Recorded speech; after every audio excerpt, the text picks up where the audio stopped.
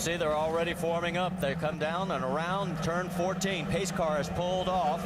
Now they're supposed to come down at about 60 to 70 miles an hour. Stand by because the Honda Grand Prix of St. Petersburg here to start the 2011 season is green.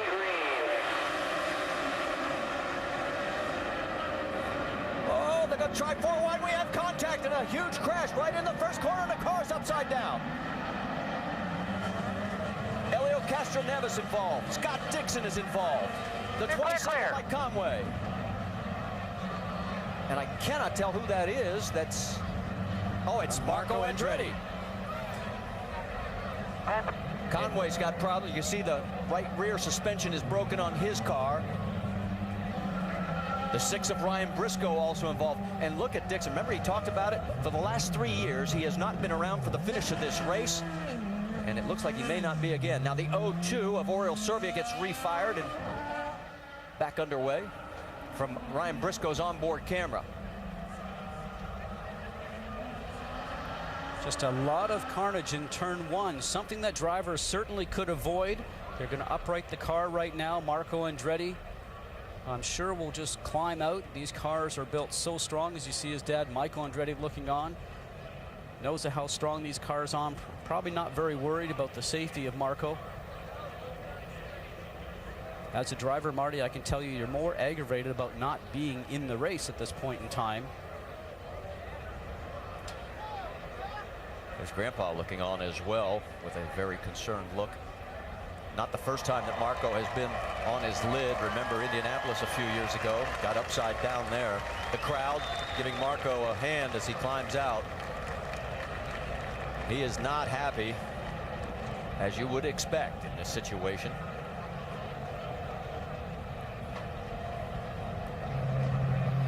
All right, let's go back and take another look at this. Well, as you can see at the start already, they're not really as closely lined up as they should be, but a lot of movement in the back section there as it is. Marco just gets himself in too strong. The back end starts to come around. Remember, the tires are cold. There is no temperature. The low pressures are there. You don't have the grip with the car as you would if you ended up running the car for a couple of laps. There again, look on the inside. Marco Andretti is now starting to dive down the inside. He's on the paint from the runway. There is no grip on that paint, and you can see what happens. Everybody else starts to just go around him trying to avoid it, and it just ends up with carnage with all cars going in all different directions. Well, and it looked like Marco got some help from Helio Castro Neves. Castro Neves got into his rear tire and sort of pushed him over as well.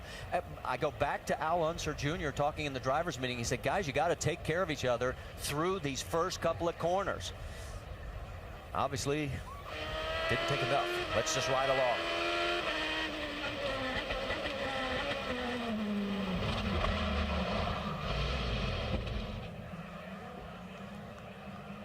Now from Will Power's perspective.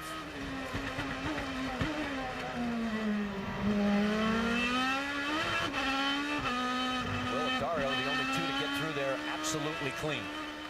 And the reaction from Mario, not pleased. Well, you're going from 60 or 70 miles an hour on the start, and you'd be up to about 145, maybe 150 quite quickly.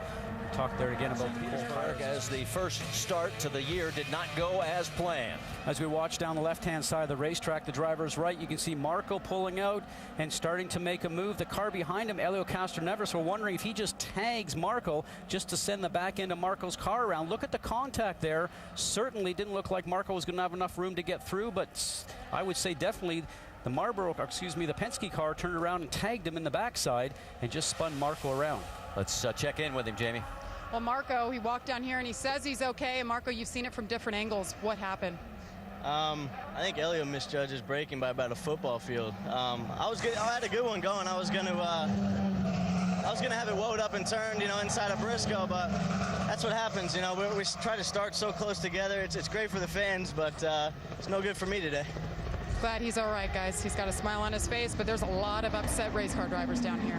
6 cars involved in this incident. 1 is still out there on the lead lap. That's Oriol Servia, but Castro Neves, Conway, Briscoe, Dixon 1 lap down right now, and of course Marco is definitely now still on pit lane. Let's go back a little bit further and to the beginning of the race. We've caught up with Mike Conway and Rick DeBrule. You've got him. Yeah, very frustrated, as you can imagine. At one point, they thought they might be able to repair the car, but they weren't able to do that. And I have to ask you, I mean, you had the potential for a potential victory here. You seem so enthused coming into this. How frustrating is this moment? Yeah, I mean, it's disappointing because, you know, first corner incident, no fault of my own. So I don't really know what happened. I've not seen the replay properly yet. But, yeah, someone's fault. So a shame. Took me out, Dixon, a couple of others. Marco, my teammate Marco's out as well. And, yeah, it's just silly, really. First lap of the race, there's no need for that.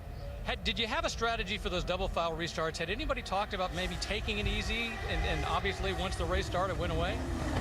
Well, I mean, we used the double foul restarts to start the race, so that's nothing new, you know. So to do it again on the restarts, I don't see such a problem. But I don't know. If you can't get the first one right, then I'm surely not going to get the second one right. So I don't know. All right, Mike Conway, very frustrated. Marty? Well, in the background, you saw Graham Rahal's car coming back out onto the track.